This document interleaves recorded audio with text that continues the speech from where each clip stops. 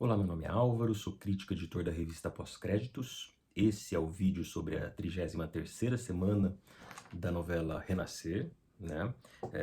E consequentemente sobre o último capítulo, né? Essa foi a última semana da novela, acabou há pouco, né? O último capítulo foi exibido há pouco, não tão há pouco, né? Já é mais de 1 hora da manhã. Eu vi o capítulo pela Globoplay, então acabei de vê-lo e, e vou me deter então nesse último capítulo, até porque é, algumas perguntas me chegaram, né, pelo Instagram, e acho que algumas dessas perguntas contemplam questões que aconteceram durante a semana. E eu também escrevi um texto sobre Mariana, né, e o envolvimento dela na morte de Egídio, um texto um pouco mais longo que também está no site, no Instagram da Pós-Créditos, que também retomam alguns acontecimentos, né. Então eu queria começar pelo começo, obviamente, né, pela cena de despedida, né, entre pai e filho, né, esse acerto de contas, né, em que pela primeira vez, aliás, acho que não, né, acho que nessa versão ele fala antes, acho que na antiga não, mas Inocêncio fala que ama esse filho, né? E fala ali de maneira entregue, de fato, reconhecendo esse filho como seu sucessor mais legítimo, digamos assim, né? Porque é quem de fato se parece mais com ele, né? É quem tem os valores de Inocêncio melhor consolidados, né? E que acho que é inclusive uma continuidade do próprio Inocêncio melhorada, né? João Pedro acho que passa por lugares de poder que são mais interessantes, mais justos, né, do que os do próprio Inocêncio. Então essa despedida em que João chega com o facão, né, do pacto com Jequitibá, ambos pedem perdão, né, primeiro João Pedro, e aí o pai diz que não, que ele que tem que pedir perdão, né, a esse filho, né, que rejeitado por conta, né, dessa separação, da morte de Maria Santa, né, então é, essa história desse pai, desse filho, cujo todo imbróglio, né, começa com esse sacrifício materno, né, então acho que é aí que está o melodrama dessa novela, é aí que se enraiza o melodrama dessa novela, né. Eu gostei muito da cena, acho que é uma cena que vem num outro tom da original, né. A original, acho que havia uma série de coisas, né. Para começar, o Inocêncio do Fagundes me parece ter sofrido mais naquela queda da cadeira de rodas, em que ele ficou ali, né, exposto às intempéries, ao tempo, né, e ele chega à Fazenda, me parece que mais debilitado do que o do Marcos Palmeira. O do Marcos Palmeira me parece um personagem que nesse momento chega ali com essa consciência de que chegou a hora, né, de que é o momento dele partir e me parece ter menos sofrimento e mais resignação. Isso muda um bocado o tom da cena, tá? É, o, a emoção mais aflorada do choro, né, acaba ficando com o João Pedro. Né? Na primeira cena isso era mais equilibrado, nessa Inocêncio está mais sereno, inclusive, né? É, e tem uma coisa da direção, né? Há uma mudança de direção, uma mudança de conceitos dessa novela. E na primeira novela, o Luciano Carvalho, ele é um cineasta, é um diretor que, de certa forma, ele trabalha ali a partir de um determinado momento com o que a gente chama de opacidade, né? A narrativa demonstrando ao público que ela é narrativa, que ela é uma construção, mas eu defendo que em Renascer ele já trabalhava com certo grau de opacidade, com certos artificialismos, né? Com certos estranhamentos, distanciamentos, né? É, e nesse tipo de cena, especialmente, ele sempre me parecia muito influenciado pelo teatro da crueldade, do Artaud, de fazer uma cena mais ritualística, nesse tom mais acima, né, fugindo um pouco dessa chave do realismo, que é a chave dessa cena de agora, né, porque é a chave dessa Renascer. Uma encenação, interpretações colocadas, mais bem colocadas dentro do realismo, né. É, Então, acho que há essa diferença entre as cenas. Acho interessante que haja, né, que a cena, embora as ações, os diálogos tenham ficado muito rentes, muito próximos da original, mas acho que há essa mudança de atmosfera, a mudança de decupagem, inclusive, né, o abraço entre pai e filho na original, se eu não me engano, era num plano médio, e nessa aconteceu no close, né, a gente ficou mais próximo aos rostos. Tem o detalhe da Mariana indo se despedir, que eu não me lembro de haver na original, ela estava perto da cama, mas ela se demora mais. Esse tipo de detalhe, esse tipo de sutileza na mise-en-scène, né, nessa direção dos atores, na movimentação, nessa coreografia interna da cena, é muito interessante. Né? Então ela vai, se detém, depois deixa João Pedro sozinho com o pai. Né? Depois adiante, na original, tinha um outro encontro entre eles, né? O João Pedro estava trabalhando e o pai aparecia para inspirá-lo, né? E aí na saída, Inácia surgia e sentia a presença de José Inocêncio, e aí tinha um plano muito forte de Inocêncio, era um plano bem fechado no rosto da Chica Xavier. Inocêncio dava um beijo na bochecha de Inácia e pedia para que ele cuidasse, para que ela cuidasse dos netos, né? Era um plano muito bonito, senti falta desse plano nesse capítulo. Acho que é uma das poucas coisas que eu senti falta do desfecho original da novela. Tá? Embora Inácia esteja ali no conjunto final das cenas, né? Na sequência final, intercalada com José Inocêncio e Maria Santo, que me pareceu muito importante, mas eu chego lá. Né? Eles saem dali, tem a cena do abraço entre os irmãos, que me tocou muito. É, e esse desfecho dos irmãos me parece ter um interesse de uma preocupação de se diferenciar do desfecho de Pantanal, em que os irmãos têm que se unir, porque cada um tem a sua habilidade para tocar aquela fazenda. Né? Então, juntos, eles formam o pai ausente. E nessa não, nessa os irmãos têm esse raciocínio, essa sacada, de que João Pedro é o pai, é quem melhor pode gerir esse negócio, essa fazenda, né? Ele é a alma e locomotiva, e não à toa ele fica com a casa.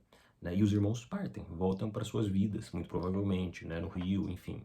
É um desfecho diferente, né? Na original, o Augusto e a Buba moram em Ilhéus, ele atendendo como médico, ela como enfermeira, e Bento fica na fazenda porque ele fica com Ritinha, né? Ela engravida e eles têm o bebê e tal, e eles ficam por ali. Tá? Então, essa mudança dos irmãos me pareceu bem interessante e parto dessa cena dos abraços, do abraço final, naquele corredor, que é um espaço muito importante, né? Foi ali que os personagens ficavam, era ali nos partos, né? Inclusive no parto de Maria Santa, em que ela falece, né? E Inácia e Jacutinga estão ali aflitas, né? Esperando e também ali acontece a morte a entrada de Diocleciano com o bebê, né, com o bebê morto, né. Aliás, não me lembro se ele entra com o bebê, acho que entra com o bebê no colo, é isso mesmo, tá. 1 da manhã, gente, dei um desconto porque o cansaço aqui já tá pegando, tá. Que mais? Gostei muito, né? Vou de um abraço a outro, desse abraço dos irmãos, mas acho que de longe a cena que mais me comoveu, que mais me emocionou foi o final de Mariana, né, num todo. Gosto da cena ali dela na venda, né, que achei muito perspicaz a piada dos dois burrinhos de melhor qualidade e a carroça, né, e ela sai, né, ali tentando chegar à fazenda, e tem um plano muito bonito, né, um contra-plongé que pega ela, né, bem assim embaixo, e me lembrou muito um plano final de um filme que eu gosto muito, que é o Mesmo Se Nada Der Certo, é isso? Acho que é isso. Em inglês é Begin Again, é um filme com a Keira Knightley, e termina com ela, o Mark Ruffalo, não é musical na verdade, mas enfim, é um meio musical, um musical, assim, enfim. E ela sai de bicicleta. Essa saída da Mariana me lembrou a cena final desse filme, né? Eu achei um final muito bonito. E achei importante que Eliana estivesse nesse final, né? Uma escolha interessante, né? Usada até. Damião tem sua última cena sozinho com o bebê, né? e que eles tiveram, né? E Eliana é colocada na venda, né, como nova coronela, né, no lugar de Egídio, né, de certa forma. Ela até tem a pose, parece um pouco o que Egídio fazia, né, de ficar ali na porta espiando, né, ela assume isso para si. Eu tenho para mim que Eliana sofreu com a morte de Egídio. Eu tenho para mim que, por mais que ela ame Damião, enfim, né, que eles tenham essa relação, que ela sentia algo por aquele homem, tá? Por pior que ele fosse. E acho que ela incorpora algo dele, né? E então acho importante ela ter essa cena com Mariana, porque elas formaram uma dupla muito interessante, né, na novela, uma coisa meio Thelma e Louise, né? É, então me pareceu importante esse desfecho, essa despedida entre elas. Eu acho importante que os últimos capítulos façam, né, se preocupem em fazer essas reuniões entre personagens que funcionaram muito bem, né? Nesse sentido, eu senti falta de algumas, né? Óbvio, não dá para contemplar todas, né? Os últimos capítulos são sempre corridos, mas senti falta, por exemplo, de rever Zinha com Joana, né? Elas não ficaram juntas, nunca tiveram romance, mas isso não importa, acho que sempre compuseram uma boa dupla, né? Norberto com Rashid, Rashid não contracena com Norberto nesse último capítulo, né? Eu queria muito ter visto a cara do José Bento vendo a professora Lu com o pastor. Isso eu senti falta, essa cara eu queria ter visto.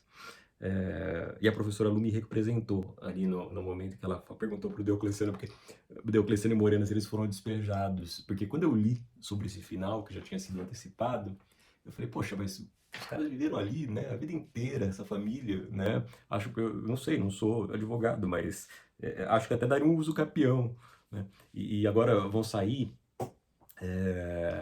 E aí, não, eles falam que não, que foi uma escolha, que João Pedro quer que eles vão para casa, né, que era de José Inocêncio.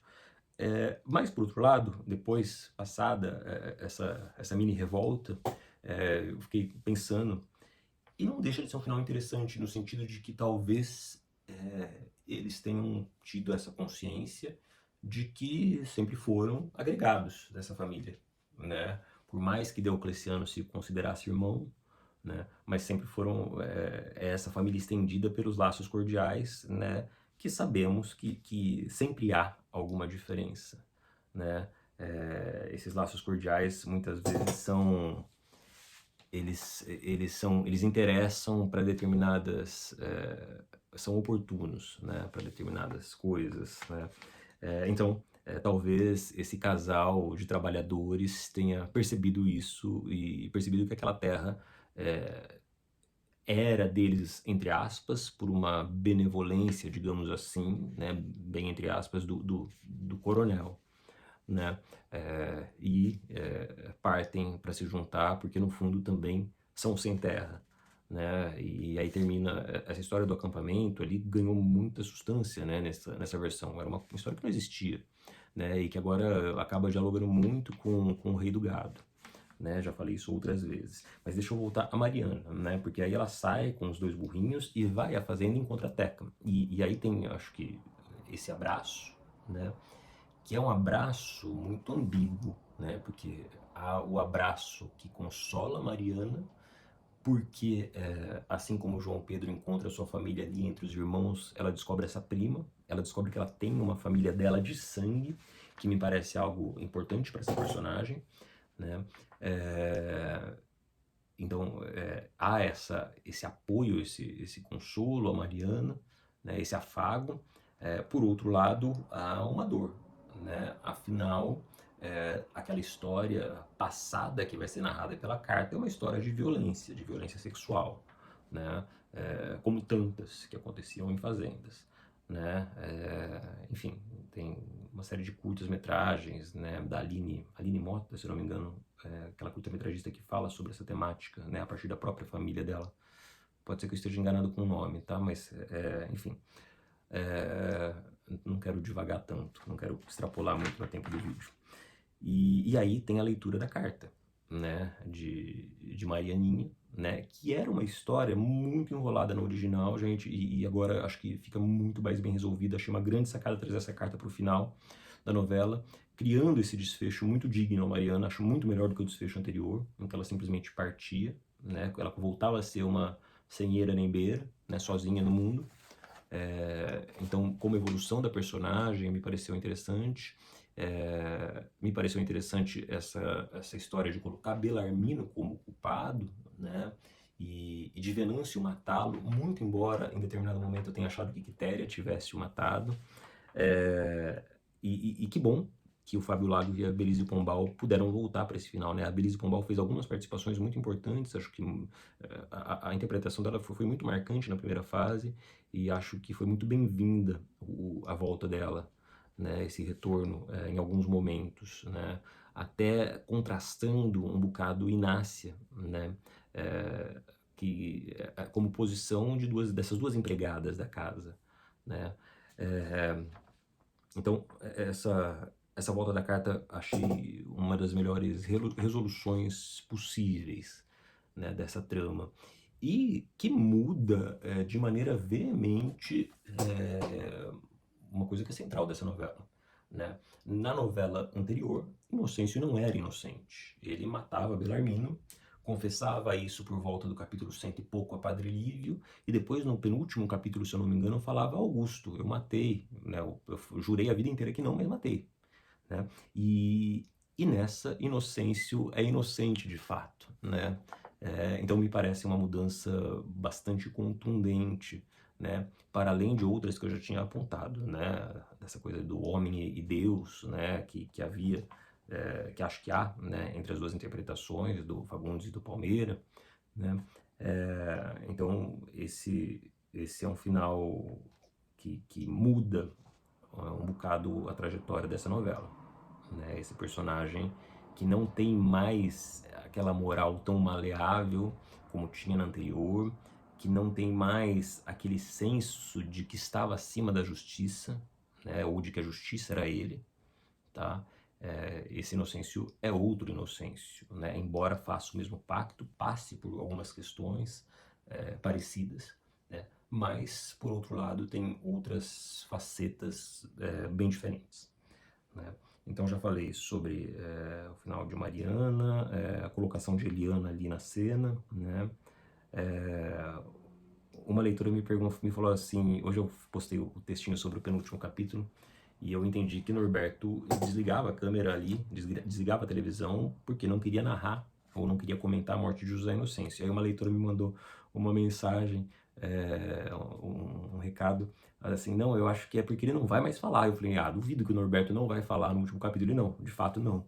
Né? Ele encerrou ali, né, a sua quebra da quarta parede de maneira, né, bastante contundente, né, com aquele efeito. Escrevi sobre isso hoje, né, e hoje o tempo que sobrou foi a esse desfecho, né, dele solitário de certa forma, mas não muito, né, dessolitário na verdade, né, porque ele está ali reclamando do medo da solidão, e Izinha e Lilith estão ali, né, e falam que estarão ali com ele, né? Achei um desfecho bonito para o personagem, um personagem que cresceu, que também mudou muito de tom, é, e ganhou espaço nessa trama, né? Ganhou uma trama própria, inclusive, né? Que eu acho que ele não tinha tanto na original. Era sempre um arco muito interno, mas que não se traduzia externamente, tá? Que mais? Morena e Deuclides já falei do final de Mariana. É, acho que contemplei aqui todos os finais, né? Praticamente. Os irmãos voltam, Kika fica com Bento, que é um novo final, né? Já comentamos isso. Kika era uma personagem que não permanecia no final, e acho que isso se deve muito à interpretação da Juliana Araújo, que fez essa personagem. é, Acho que até de maneira bastante contrastante, né? Da, contrastando muito com as outras personagens femininas, né? E de certa forma ecoando algumas coisas de José Inocêncio, né? Uma certa firmeza, um certo senso moral, né? Então acho que isso auxiliou que essa personagem ficasse. E de quebra, Heriberto ficou também, né? Que foi um personagem que teve uma trajetória mais irregular, digamos assim, né? Ele teve uma participação maior ali nos 60, 70 primeiros capítulos ali, antes da morte de José Venâncio, depois desapareceu um pouco, e depois voltou ao final, para dar um final para Ritinha que é muito melhor que o final original, né? Já falei sobre isso, que era um final que me incomodava, né? E achei gracioso esse final dela, ela se despedindo da mãe e falando que agora ela vai poder estudar, né? Enfim, gostei desse final também. Vou passar então para as perguntas, né, que me mandaram aqui. Tá pequenininho. A Melina me perguntou quanto tempo levou o estudo da minha pesquisa, né, da minha tese, e quais foram as conclusões do projeto e como nasceu o projeto. Bom, são várias, né, vou tentar resumir. O projeto nasceu, eu tinha visto Renascer no Viva, né, numa reprise, e eu já há algum tempo queria pesquisar a novela e queria pesquisar a mise-en-scène na novela, né, as escolhas da direção, né, e essa novela me parecia muito contundente. Na primeira versão do projeto eu propunha analisar duas novelas, Renascer e O Rei do Gado, mas o meu orientador falou que era muita coisa, que era para ficar com uma só, eu escolhi Renascer. Tá? A pesquisa durou 4 anos e meio, que era o tempo do programa em que eu estava, né, o tempo para se fazer de fato, né, então comecei em 2014 e defendi na metade de 2018, né? E as conclusões, eu trago um pouco disso no projeto Renascer, que são essa série de posts que eu fiz tentando resumir pontos-chave da tese. Eu já pensei em algum momento gravar um vídeo refazendo de certa forma a minha defesa, né, passando pela tese de volta, depois eu desisti, achei que o projeto já contemplava, mas talvez seja algo que eu retorne, não sei. Né? Eu estou tentando me desligar um pouco da novela também, né? Eu preciso fazer mais um post sobre o projeto Renascer, fechando o projeto, né? Foram 20 posts no total no Instagram, mas está tudo também no site da revista, né? E eu devo escrever um texto mais longo, mas daqui a um tempo. Eu quero descansar um pouco e distanciar um pouco, né? Até para trazer um pouco, diminuir a paixão, como diz o crítico Jean Duché, e recuperar um pouco da lucidez. O Denis me pediu para falar sobre as personagens femininas. Eu falei, acho que eu falei bastante sobre isso já, né? Elas passaram por elas ganharam um espaço na trama, ganharam conflitos próprios e conflitos entre elas, né? Que não estão ali às vezes atrelados ao masculino, né? E isso me pareceu muito importante. Eu acho que um dos grandes saldos dessa releitura é, de fato reposicionar essas personagens femininas, né, que muitas vezes nas novelas do Benedito acabavam em lugares não tão interessantes, tá? Eu já falei sobre isso também. Eu acho o Benedito um grande criador de universos e personagens, mas acho que muitas novelas dele têm problemas de progressão narrativa. Né? Renascer tem algum problema, ainda que eu acho que também faz parte do tempo da novela, essa lentidão. Tá? O Rei do Gado, às vezes, eu tinha a impressão que dava uns solavancos à novela, mas eu acho que, para mim, a mais problemática das que eu vi, né, eu sou nascido nos anos 80, final dos anos 80, é Terra Nostra. Né? Terra Nostra eu acho uma novela bem problemática na progressão dramática ali do Vestai e Mateu, e ela fica, e ele fica, e eu falava, gente, esse casal precisa se encontrar logo que eu não aguento mais, né, eles sofrendo. E aí quando se encontravam, acho que eles meio que percebiam que também não era aquilo tudo, né, e brigavam, enfim. Mas acho que Renascer, posso fazer uma enumeração rápida. Zinha é uma personagem muito importante, que era um personagem masculino na original, né? Buba ganha outras camadas, né? Trazida agora para um lugar mais contemporâneo, trazida agora como uma mulher trans, ganhando uma família, né? E com uma outra interpretação da Gabriela Medeiros, que traz uma coisa um pouco mais altiva, um pouco mais introspectiva. A Buba foi uma personagem muito popular, feita muito bem pela Maria Luísa Mendonça, mas eu achava ela um pouco infantilizada em vários momentos, né? Tanto ela quanto a Ritinha, da Isabel Filardes, né? E aí não é exatamente culpa das atrizes, isso é uma série de escolhas, desde o texto até a direção, né? E acho que isso se torna muito bem resolvido aqui. Né? Inácia, que era uma personagem já muito importante na original, feita pela grande Chica Xavier, agora foi refeita pela Edivana Carvalho muito bem e ganha outros conflitos próprios, né? Para além daqueles que envolviam Inocêncio, então isso me parece muito importante. E, enfim, até a Aurora, que era uma personagem muito pequena, cresceu nessa versão, né, com Ana Lumada. Então, acho que há um reposicionamento geral nesse sentido.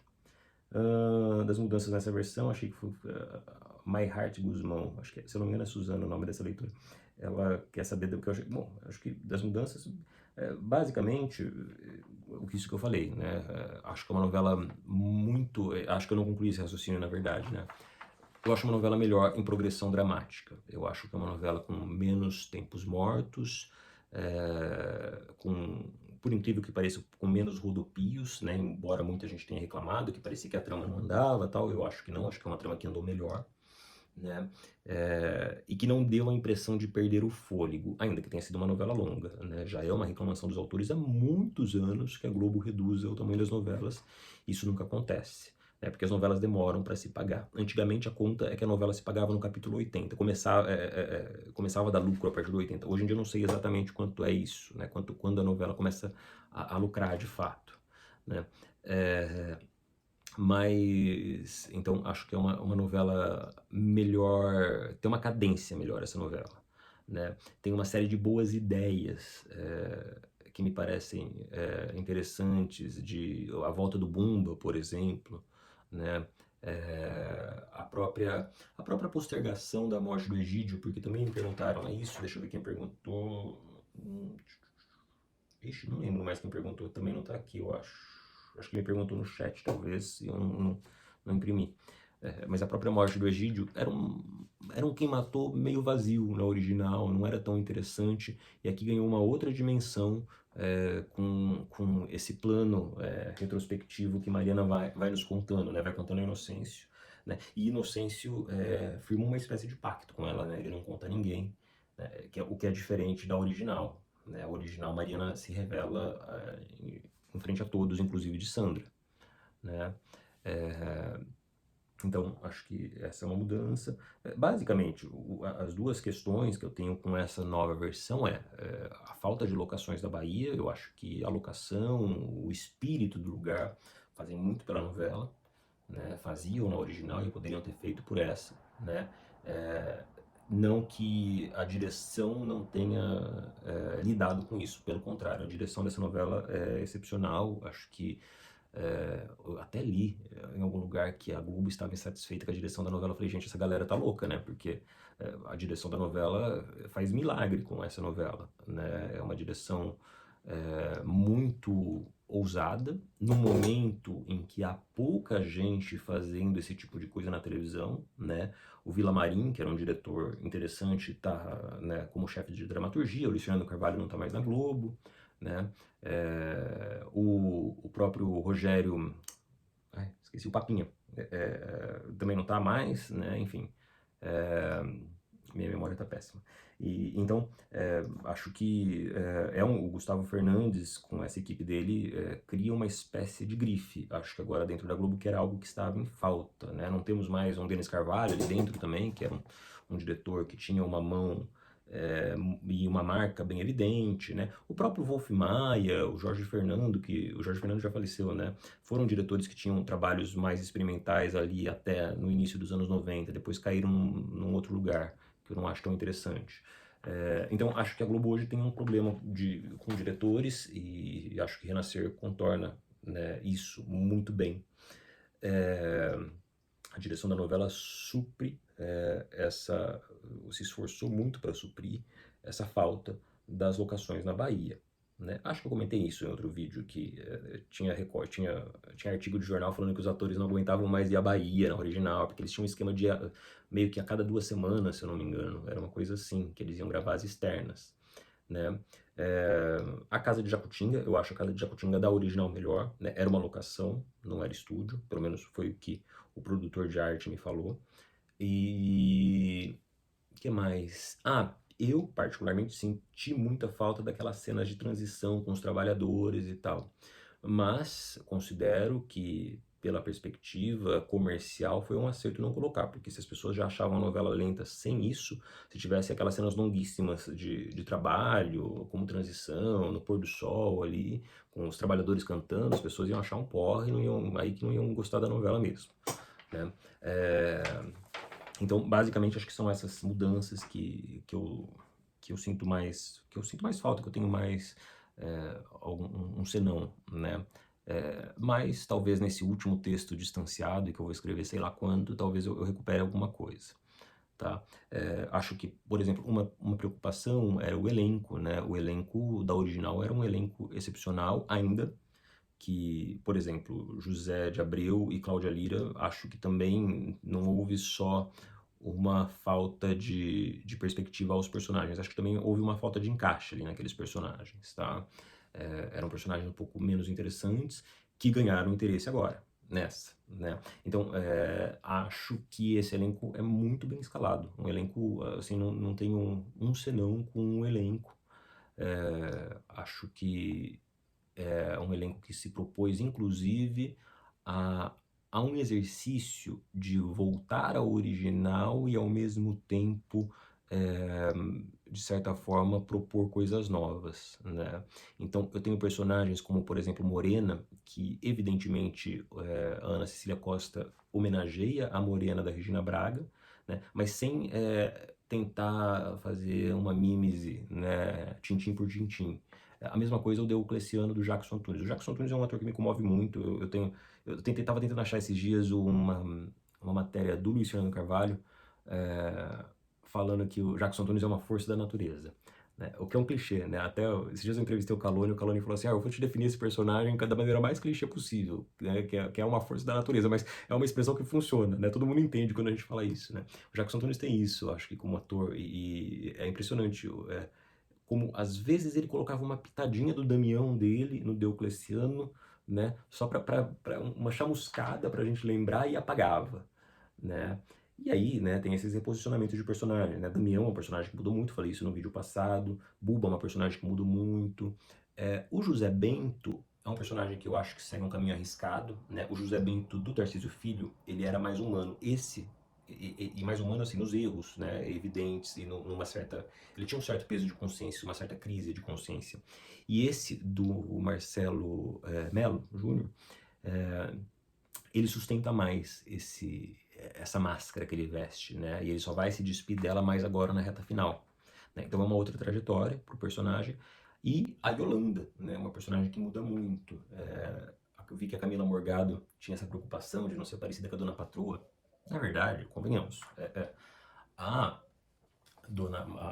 a Maria Bruaca, desculpa, a Dona Patroa é uma ressignificação da Maria Bruaca para renascer, né? Ali com algumas mudanças de contexto, mas, né? É, e aí ela também seguiu por esse caminho arriscado, né? De fazer essa personagem bastante alegórica, mas a Camila Morgado tinha essa sabedoria de dosar, de entender cada cena, e tinha aquelas cenas que ela se despia, né? Dessa caricatura, né? E isso acabava tendo muito a ver com a própria personagem, com essa coisa do fetiche, da fantasia, né? Então talvez estivesse ali no centro dessa personagem essa coisa da fantasia mesmo, né? Das máscaras, né? Que ela se coloca. E que trazem, né, esses dois tipos, né? Essa mulher super sexual, né? Que tá muito nessas tramas regionalistas, e ao mesmo tempo a Carola, que também está, né? Nesses universos. Então ela encarnava esses dois tipos. Enfim. E deixa eu ver. Parabenizar, muito obrigado. Acho que eram essas as perguntas que chegaram. Se eu deixei alguém de fora, eu peço desculpas. Eu imprimi aqui. E, enfim, queria ter uma coisa que eu esqueci de falar. Achei muito bonito o último plano, né? Aquela câmera que vaga e vai e encontra a manta de Maria Santa, né? Tremulando, porque isso é muito simbólico, né? Todos aqueles símbolos vão ou se desfazem, como o diabinho, né? Ou desfaz-se o pacto, né? O Jequitibá, ou a santa muda de lugar, né? Na original, depois ela voltava para casa, né? Ali na morte de Inocêncio, né? Havia uma procissão e então, no fundo, a manta, esse símbolo que veio, esse elemento simbólico que veio de Maria Santa, ser a última imagem, eu acho que é uma boa síntese dessa novela, né? Dessa renascer reposicionada por perspectivas e por arquétipos femininos, né? Porque a Samantha é dessa personagem, né? Essa manta que é uma espécie de uma bricolagem ali, né? Uma manta de retalhos, digamos assim, e, e que fica ali, né? Tremulando, e a novela acaba como se a manta se despedisse, né? Se abanasse nessa despedida. Então, gostei muito dessa cena. Achei uma metáfora visual, como a gente fala em direção de arte, por exemplo, né? É um prop, né? Um objeto de cena que tem uma importância que os personagens tocam, que se torna uma metáfora visual muito importante, né? Para o final dessa novela. Então, gostei muito dessa inserção que não existia, né? Essa volta dessa manta. Aliás, eu acho que a manta foi muito mais valorizada nessa do que na original também, tá?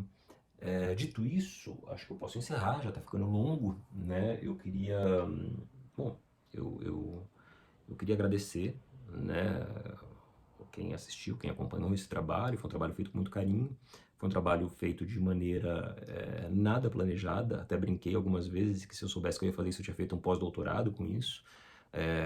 Então foi acontecendo, e acho que o feedback das pessoas, a participação, alimenta um pouco a gente, né, a vontade de fazer mais, né? Então eu queria agradecer quem acompanhou. Eu queria agradecer, acho que eu nunca agradeci nos vídeos, o meu orientador, o Gilberto Alexandre Sobrinho, que foi meu orientador do doutorado, foi quem acolheu essa pesquisa de Renascer.